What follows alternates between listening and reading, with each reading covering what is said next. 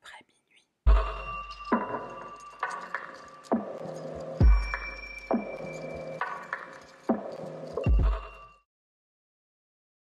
Salut les petits curieux, moi c'est Sarah, bienvenue sur ma chaîne, on y va sans plus tarder. Ce soir on est en Afrique du Sud avec l'affaire du Blade Runner. Oscar Pistorius est né le 22 novembre 1986 à Johannesburg, dans une famille plutôt aisée. Sa famille est afrikaner, donc c'est les descendants des Hollandais. Il est né sans péroné. Le péroné, c'est l'os qui se situe derrière le tibia. Et malgré le défaitisme des médecins qui disent qu'il ne pourra jamais marcher, ses parents vont voir spécialiste après spécialiste. Et la meilleure solution serait de l'amputer d'une partie de ses jambes, à moitié entre le genou et la cheville, pour qu'il porte des prothèses et qu'il puisse marcher. Il se fait donc amputer alors qu'il a à peine 1 an, et sa famille va le considérer comme un enfant normal et le traiter comme tel. Il a une petite sœur et un frère aîné. Ils sont tous les trois très proches de leur mère, et celle-ci va mourir alors que Oscar n'a que 15 ans. Mais elle aura une forte influence dans sa vie et dans sa personnalité. D'ailleurs, il va hériter de sa forte détermination. Il ne laisse jamais son handicap l'empêcher d'avancer et d'atteindre ses objectifs, quels qu'ils soient. C'est au lycée qu'il se met à fond dans le sport. Il joue au tennis, au rugby, au water-polo, il fait même de la lutte. Il se passionne pour le rugby et veut devenir professionnel, mais il se blesse au genou. Pendant sa rééducation, il doit courir, et c'est par hasard qu'il y prend goût alors qu'avant il n'aimait pas ça. Il bat le record du 400 mètres handisport en janvier 2004, et la même année, il est aux Jeux Olympiques d'Athènes. Il obtiendra la médaille d'or sur le 200 mètres et la médaille de bronze sur le 400 mètres. Le héros est né. Et tout arrive très vite, les sponsors se l'arrachent, et on commence à le surnommer Blade Runner. Blade, ou en français lame, c'est une prothèse spécialement faite pour les coureurs comme on peut le voir sur la photo. De par le fait de toujours vouloir aller au-delà de ses limites et du fait d'avoir vécu comme un enfant normal, il ne se contente pas d'être le meilleur au handisport, il veut être le meilleur point final. Il se bat pour avoir la possibilité d'entrer en compétition avec des sportifs valides. Les valides et les non-valides ne font pas de compétition ensemble. Mais encore une fois, il est déterminé, il ne veut rien lâcher, donc il entame des procédures. Un tribunal en mai 2008 va lui accorder ce droit. Il dira à un journaliste « On n'est pas handicapé par nos handicaps, on est capable par nos capacités ». Mais malgré un nouvel acharnement aux entraînements pour les Jeux Olympiques de 2012, Oscar ne se qualifie pas. Petit coup théâtre, la Confédération sud-africaine l'inclut dans l'équipe olympique. Donc il est quand même dans la compétition. C'est un peu de la triche quand même. Et en dépit de la controverse, l'événement fait sensation. Un non-valide qui court avec des valides. C'est du jamais vu. Il se qualifie même pour la demi-finale. Alors en demi-finale, il va arriver dernier, mais il est entré dans l'histoire. Aux Jeux paralympiques, il obtient la médaille d'or du 400 mètres, mais il perd le 200 mètres. Mauvais perdant, il dit que les lames, donc les prothèses de course, de son concurrent étaient plus longues, ce qui lui a donné l'avantage. Plus tard, il s'excuse de cette déclaration, mais on sent l'amertume, la non-sincérité, et je dirais même l'arrogance de l'athlète. Le succès lui serait-il monté à la tête? À son retour des Jeux Olympiques, c'est une rockstar, un héros en Afrique du Sud. Il est sur les couvertures des magazines, il obtient des sponsors de gauche et de droite, et bien sûr il gagne beaucoup d'argent. Il est invité à des événements mondains, il aime beaucoup faire la fête, il a une passion pour les voitures de sport et les femmes blondes, classique. Il rencontre Riva Steenkamp, une mannequin de 29 ans. Riva est diplômée en droit, c'est une jeune femme ambitieuse, déterminée. Elle est décrite par ses amis comme une personne qui a plein de rêves qu'elle veut concrétiser, elle a plein d'idées. On l'a dit aussi attentionnée, très douce, apaisante, rayonnante. Tout le monde apprécie sa compagnie. Oscar la rencontre en avril 2012 et ça va aller très vite entre eux. Oscar se prépare pour les Jeux Olympiques du Brésil et il vit sereinement sa vie de couple avec Riva, avec qui il est maintenant installé dans une maison qu'il possède. Maison située au complexe de Silverwood à Pretoria. Et c'est moins d'1 an après le début de leur idylle qu'un drame va se produire. Nous sommes au complexe Silverwood, le domicile de l'athlète. C'est une résidence très sécurisée, il y a des gardes 24 heures sur 24, des caméras de surveillance. Le pays est certes dangereux, mais cette partie de la ville ne voit presque jamais de cambriolage, etc. Le taux de criminalité y est plutôt bas, voire inexistant. La veille de la Saint-Valentin, le couple rentre à leur domicile, tour à tour, et pendant la nuit, des bruits vont alerter les voisins, puis l'équipe de sécurité. Un voisin arrive au domicile d'Oscar puisqu'il entend ce dernier crier. Riva est à ses côtés, ensanglantée, une serviette sur le visage. Elle est morte. Les secours arrivent, ils constatent le décès et ils trouvent Oscar recroquevillé en train de répéter « J'ai tué mon bébé, j'ai tué mon bébé ». Lui aussi est recouvert du sang de sa petite amie. Les policiers vont faire des photos. Ils vont également suivre les traces de sang qui mènent à l'étage, dans le couloir, vers la salle de bain, puis dans les toilettes qui sont à l'intérieur de la salle de bain. Oscar raconte ce qu'il s'est passé aux enquêteurs. Il dit qu'il pensait que c'était un cambrioleur. Des douilles seront retrouvées, une dans le couloir devant la porte de la salle de bain et 3 devant la porte des toilettes. Mais tout de suite, la police trouve ça louche. Parmi toutes les questions qu'ils se posent, la première qui leur vient à l'esprit, c'est pourquoi il a tiré autant de fois, même s'ils pensaient que c'était un cambrioleur. De plus, ils savent qu'il y a déjà eu des incidents au domicile de l'athlète, visiblement des violences conjugales, violences verbales, disputes, et là c'est tout de suite une très grosse affaire. L'athlète le plus connu du pays, la star, le héros, a tué sa petite amie. L'oncle d'Oscar, Arnold Pistorius, va s'exprimer auprès de la presse en compagnie de la petite sœur d'Oscar, Aimée, et il contredit véhément les accusations qui ont fuité à la presse. Accusations selon lesquelles la police pense que c'est un meurtre et non un accident, donc il défend fermement son neveu, il soutient que c'était un accident, mais les rumeurs fusent. Elle était enceinte, il y avait des stéroïdes dans la chambre à coucher, le crâne de Riva était écrasé par une batte de cricket, il lui aurait tiré dessus avant qu'elle s'enferme dans les toilettes, ce qui au passage expliquerait la douille retrouvée dans le couloir. Bref, tout un tas de rumeurs dont les stars sont souvent l'objet et pour bien moins que ça.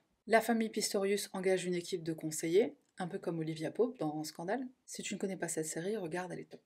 Cette équipe de conseillers va leur dire entre autres de faire très attention à leurs propos. Toute la presse sud-africaine et même la presse mondiale a les yeux rivés sur eux. Il leur recommande aussi de faire preuve de respect envers la victime et sa famille. Au tribunal, les avis sont mitigés. Certains le soutiennent, certains pensent qu'il est coupable. Le même jour du début du procès, les obsèques de Riva ont lieu. Évidemment, Oscar n'est pas le bienvenu. De toute façon, il est trop occupé à essayer de sauver ses fesses. La police témoigne bien sûr et ils font clairement état de leur avis. Il l'a tué avec préméditation. Rien de ce qui leur a été dit ne tient avec la théorie du cambrioleur. Au procès, Oscar pleure beaucoup. Parfois, la cour fait une pause pour le laisser se remettre de ses émotions, tellement il paraît tourmenté et ébranlé. Il témoigne à son tour, sous serment bien sûr, et il relate les faits. Ça commence avec une petite soirée tranquille à la maison. Ils regardent la télé, elle fait une petite séance de yoga, puis ils se mettent au lit vers 21h, 22h. Il se réveille dans la nuit, il a chaud, il veut récupérer un ventilateur dans le balcon pour se rafraîchir un peu. Riva lui dit, et je cite, « Tu n'arrives pas à dormir, mon bébé ?» Il récupère le ventilateur du balcon, et en revenant dans la chambre, donc le balcon c'est celui de la chambre à coucher, il entend un bruit qui provient de la salle de bain. Et immédiatement, il pense que quelqu'un s'est introduit chez lui par effraction. Il est pris de peur, il prend son pistolet qui se situe sous son oreiller, il va vers la salle de bain et il tire sur la porte des toilettes. Là, il se rend compte que Riva n'est pas dans le lit et il se dit c'était peut-être elle dans les toilettes. Il met ses prothèses, il retourne à la salle de bain mais la porte est verrouillée. Il s'empare d'une batte de cricket et défonce la poignée. Il trouve Riva au sol, encore vivante. Il la porte et il l'emmène au rez-de-chaussée de la maison et on connaît la suite. Bon. Voici une liste exhaustive de tout ce qui ne va pas dans ce récit. Sa maison est climatisée, pourquoi il a besoin d'un ventilateur? En revenant du balcon, pourquoi il n'a pas vu que le lit était vide et que Riva n'y était pas? Pourquoi Riva irait-elle aux toilettes sans allumer la lumière? Il dit que toutes les lumières étaient éteintes, qu'il faisait très très noir, il ne voyait absolument rien. Si lui ne voyait rien, alors elle non plus, elle aurait sûrement eu besoin de la lumière pour aller aux toilettes. Surtout que celles-ci sont dans la salle de bain, donc en plus de quitter la chambre, ouvrir cette première porte, ouvrir celle de la salle de bain, puis ouvrir celle des toilettes, elle aurait forcément allumé la lumière. Comme on peut le voir sur cette photo de leur maison, il est forcément passé juste à côté du lit pour aller à la salle de bain. De toute façon, il dit qu'il a récupéré son pistolet sous l'oreiller. S'il entend un bruit et que, comme il dit, il a peur, pourquoi il ne lui aurait pas dit « Chérie, cache-toi sous le lit ?» Pourquoi est-ce qu'il ne s'assure pas que sa copine est en sécurité alors qu'il pense qu'il y a un intrus dans la maison? Il veut utiliser son arme pour se protéger lui et pour protéger sa compagne, on l'imagine. Et encore une fois, son pistolet sous l'oreiller, il pense pas une seconde à lui dire, alors qu'elle serait à 10 cm de lui, « Chérie, va te cacher, je crois qu'il y a un cambrioleur. » Ensuite, pourquoi est-ce qu'un cambrioleur se serait enfermé dans les toilettes? Pourquoi est-ce qu'Oscar n'a pas demandé avant de tirer? Qui va là? Et puis un cambrioleur, il n'est pas forcément armé. Et pourquoi il a tiré 4 fois? Les voisins disent avoir entendu un premier bang, une pause et 3 autres bangs. Ce qui expliquerait pourquoi une douille est retrouvée dans le couloir juste devant la porte de la salle de bain, et 3 autres devant la porte des toilettes. Et comment quelqu'un aurait pu s'introduire dans une maison fermée à clé? Visiblement, ils avaient un excellent système de sécurité dans leur maison, sans parler du fait que dans la résidence, il y a des caméras de surveillance et des gardes qui sont là 24 heures sur 24. Et puis un cambrioleur se serait assuré de ne pas être dérangé. Il aurait trouvé toutes les personnes qui sont dans la maison, il les aurait mis dans une même pièce et il aurait fait ce qu'il a à faire. Pourquoi le cambrioleur va s'enfermer dans les toilettes? Moi j'ai une soudaine envie de faire caca, tiens. Je fais caca, après je vous cambriole. Et encore une fois, pourquoi 4 balles? C'était pas nécessaire. L'enquête commence et on va parler un peu de la porte des toilettes. Elle va jouer un rôle déterminant dans l'affaire. On va étudier la trajectoire des balles et celle-ci sera différente selon s'il avait ses prothèses ou non. Donc si l'angle de tir est différent, la trajectoire est différente et il faut s'assurer de ça pour voir s'il dit bien la vérité. Puisqu'en effet, un argument important de son récit, c'est qu'en étant sur ses moignons, il se serait senti extrêmement vulnérable. Les analyses sur la porte révèlent qu'il était bien sur ses moignons et pas sur ses prothèses. C'est peut-être la seule fois où il a dit la vérité d'ailleurs. L'expertise balistique, quant à elle, révélera que Riva était debout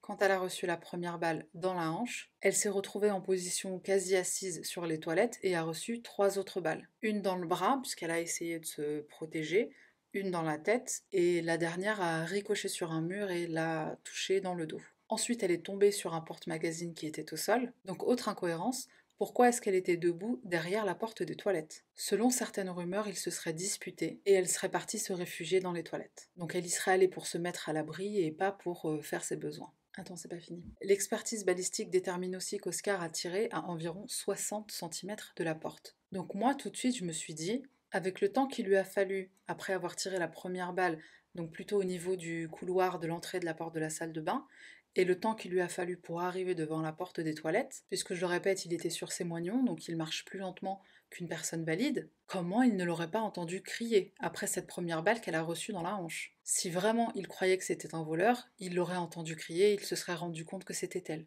Trop d'incohérences. Trop d'incohérences. Parlons maintenant de Hilton Botha qui est l'enquêteur principal sur l'affaire. Au procès, il dit avoir recueilli les témoignages des voisins qui ont entendu des bruits. C'est lui qui dit avoir trouvé des stéroïdes dans la chambre à coucher, ce qui aurait pu altérer le comportement d'Oscar, mais l'enquêteur n'est pas assez expérimenté, il n'est pas préparé, et l'avocat d'Oscar est féroce. Quand t'as de l'argent, tu prends la crème de la crème. Il cherche à discréditer Hilton Botha en relevant toutes les erreurs commises par la police. Les stéroïdes sont en fait un remède à base de plantes. Les policiers ont oublié une douille sur la scène de crime. Ils n'ont pas porté de chaussons dans la maison lorsqu'ils ont prélevé toutes les preuves et fait des photos. Et pour finir, les témoignages des voisins présentent des incohérences. Botha n'est clairement pas assez expérimenté et pas préparé. Et puis, il est clair que des erreurs ont été commises. On lui retire l'enquête, aussi parce qu'il est impliqué dans une affaire où il est accusé de 7 tentatives de meurtre lors d'une fusillade. Une des plus grandes stars du pays, et on choisit lui comme détective pour mener l'enquête.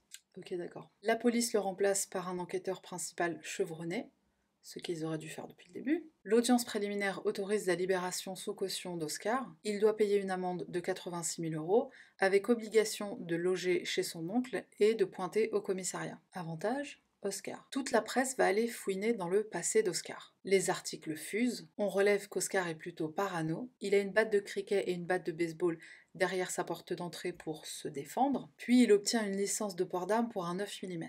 Alors qu'il habite dans une résidence hyper sécurisée, un quartier où, je le répète, le taux de criminalité est très bas. Il développe une passion pour les armes, ce qui peut être expliqué par son bagage culturel. Toute sa famille possède une arme, ils sont afrikaners.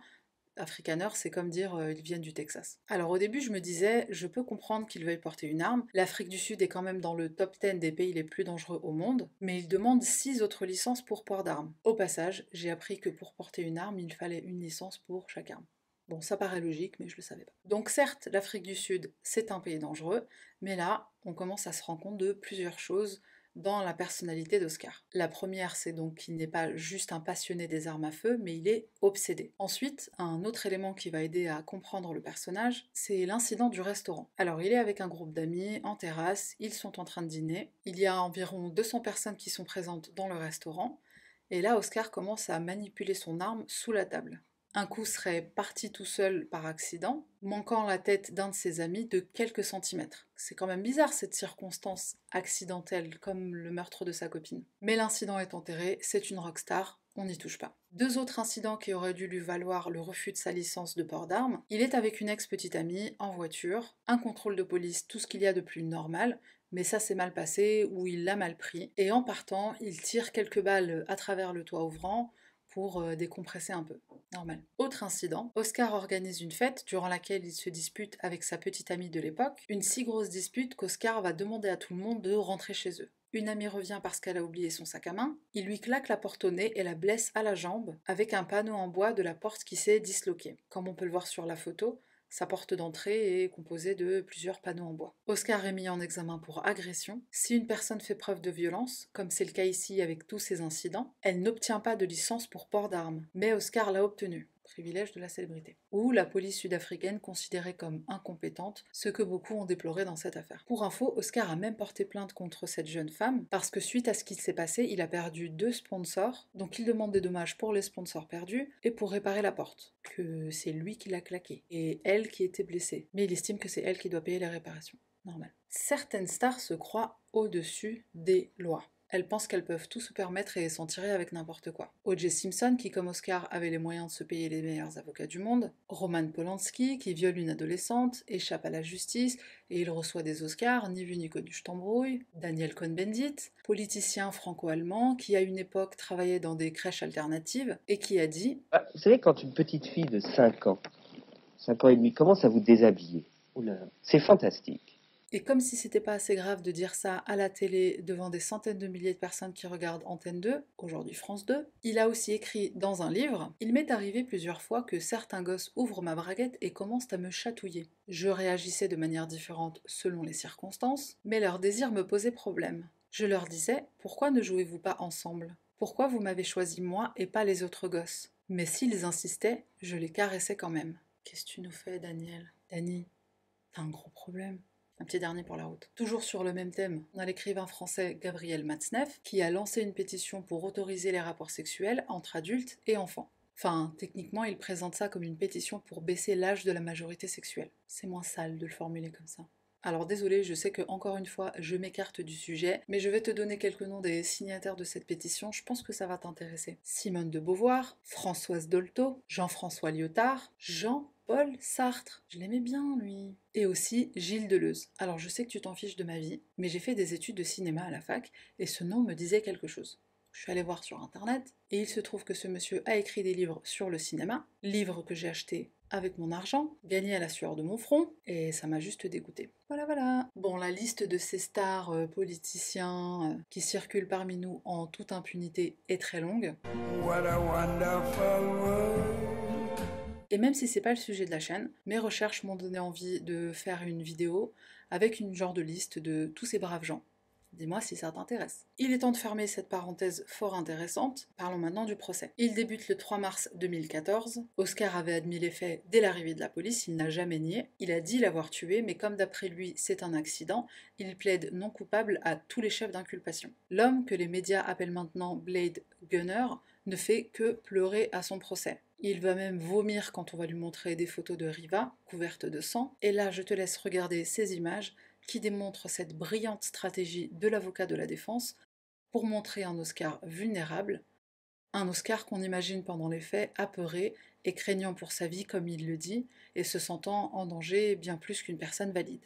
Avant de donner le verdict, je voudrais mentionner quelque chose d'important. C'est le fait qu'Oscar a couvert le visage de Riva avec une serviette. D'après ce que j'ai trouvé sur la question, c'est ce qu'on appelle une signature. Parmi les altérations qui sont faites sur une scène de crime par l'auteur, il y a ce qu'on appelle la signature et la mise en scène. La mise en scène, comme son nom l'indique, c'est la mise en scène volontaire de la scène de crime, souvent dans le but de brouiller les pistes et de ne pas se faire attraper par la police. Ça peut aller de mettre le feu, à faire passer un meurtre pour un suicide, etc. La signature, quant à elle, répond à un besoin psychologique ou émotionnel du tueur. Ça peut être le corps positionné de façon provocante, ça peut être une lettre laissée sur place, des mutilations faites sur le corps de la victime, enfin bref, tout un tas de possibilités. Dans le cas d'Oscar, il s'agit d'une signature. Souvent, quand un tueur recouvre le visage de sa victime ou de ses victimes, c'est pour deux raisons différentes. Soit il y a un attachement à la victime, soit c'est fait par remords d'avoir tué la personne. Dans le cas d'Oscar, ça pourrait être les deux, mais perso, je pense que c'est le premier. Le 12 septembre 2014,